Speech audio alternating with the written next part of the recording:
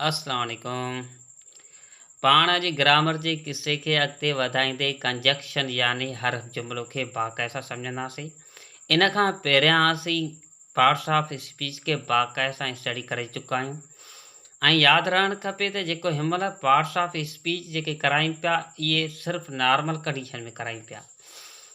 माना इन में एॾी असां डिटेल शेयर न पिया कयूं, पावरफुल ॻाल्हियूं शेयर न पिया कयूं। मक़सदु इहो ई आहे त हिनमहिल असां जेका पार्ट्स ऑफ स्पीच पढ़ी रहिया आहियूं यानी जेका बि ग्रामर पढ़ूं था इहा सिर्फ़ु डॉक्टर ए.क्यू. खान जी स्कॉलरशिप लाइ पढ़ूं था। छो त इन में जेका स्कॉलरशिप आहे इहा सिर्फ़ु जो सिर्फ़ु सिलेबस जेको आहे क्लास 8वीं ताईं आहे।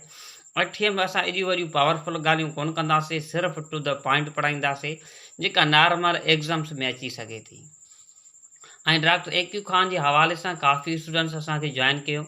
अञा बि को सिस्टर को ब्रादर रहियल आहे त हीउ नंबर मां साम्हूं स्क्रीन ते नज़र अचे थो कुंड में, इहो ज़ाहिद अली जो नंबर आहे। व्हाट्सअप ते कॉन्टेक्ट कयो ऐं जेका बि जेको टेस्ट थींदी कीअं थींदी असां बाक़ाइदा सां हुनजी रहनुमाई ऐं मदद कंदासीं। हाणे अचूं था to the point. Words which is use to join two or more words or sentences. यादि रहणु खपे त कंजक्शन हिकिड़ो पुल जो कमु कंदो आहे। पुल छा कंदी आहे? किन बि ॿिनि पासनि खे पाण में मिलाईंदी आहे। तव्हांखे बि हिकिड़ी मां सलाह ॾींदो थो वञां त तव्हांखे बि पुल जो कमु करिणो आहे, यानी किन बि पाण में दोस्तनि में को फड़ो थो थिए त उन में पुल जो कमु कयो, न की भित जो कयो। छो त भित ॿिनि शयुनि खे अलॻि कंदी आहे, पुल ॿिनि शयुनि खे मिलाईंदी आहे।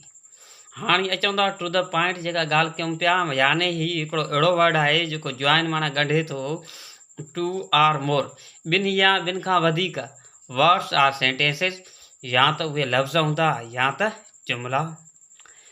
चवण जो मक़सदु इहो त हीउ जेको अहिड़ो लफ़्ज़ आहे जेको ॿिनि या ॿिनि खां वधीक लफ़्ज़नि या जुमिलनि खे ॻंढण में इस्तेमालु थींदो आहे। मसलन कीअं, हिते हिकिड़ो मिसाल लिखियो आहे, Zahid and Ali are students.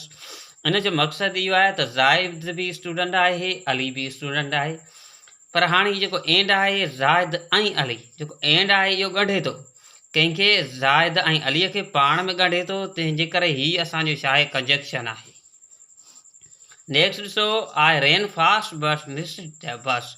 मां भगम थिएसि, इन जी हीअं खणी सिंधीअ में माना कयो त मां घणेई भगम पर बस निकिरी चुकी हुई। यादि रहणु खपे त रेन जेको आहे रन जो छा आहे? सेकंड फॉर्म आहे। हीउ माज़ी जो जुमिलो आहे। बट पर इहो छाजो थो कमु करे? कंजक्शन जो। इन जो माना ईअं आहे त मां तेज़ भगम पर रेल मिस थी चुकी यानी हली चुकी, सॉरी बस। ठीकु आहे, अॻिते वधंदे ॾिसो, ही वॉज गुड एट। जॾहिं बि गुड अचे त उहो प्रेपोजिशन एट खणंदो आहे। He was good at PS, यानी ही पाकिस्तान स्टडीअ में होशियारु हुयो। ही वॉज पुअर, माना ही ग़रीब हुयो। हाणे ॾिसो, जॾहिं बि कंहिं जुमिले में नाकार कंहिं नेगेशन खे नाकार खे शो करे उते बट इस्तेमालु कंदा कयो, ऐं बट बि कोशिशि कंदा कयो त बि हिते हीअ ईंदी। हीअ थोरा मां MCQ तौरु तव्हांखे सम्झायां थो। तंहिंजे करे हीअ माना PS में होशियारु त हुयो, पर ईअं सम्झी चऊं त हीउ ग़रीब हुयो।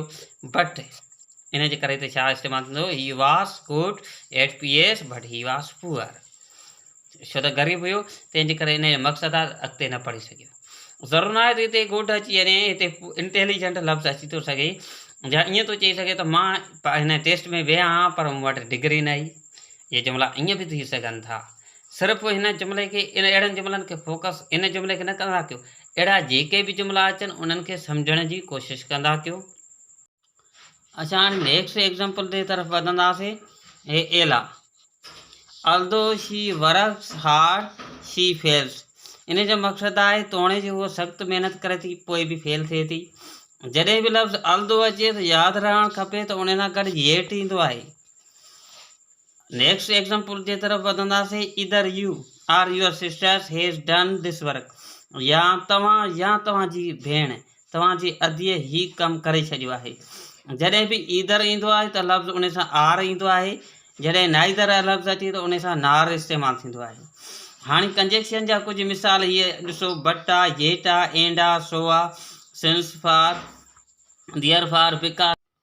ही जेके भी वर्ड्स आहिनि इहे सभई कंजक्शन यानी हरफ जुमिलो जा मिसाल आहिनि।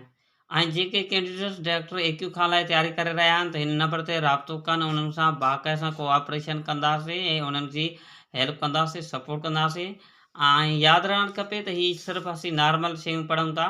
अगरि जेकॾहिं इहे ई शयूं असीं जॉब्स लाइ या हाली कॉम्पिटेटिव एग्ज़ाम्स आहे उन जी तयारी कंदासीं त पोइ इन खे डिटेल में पढ़ंदासीं।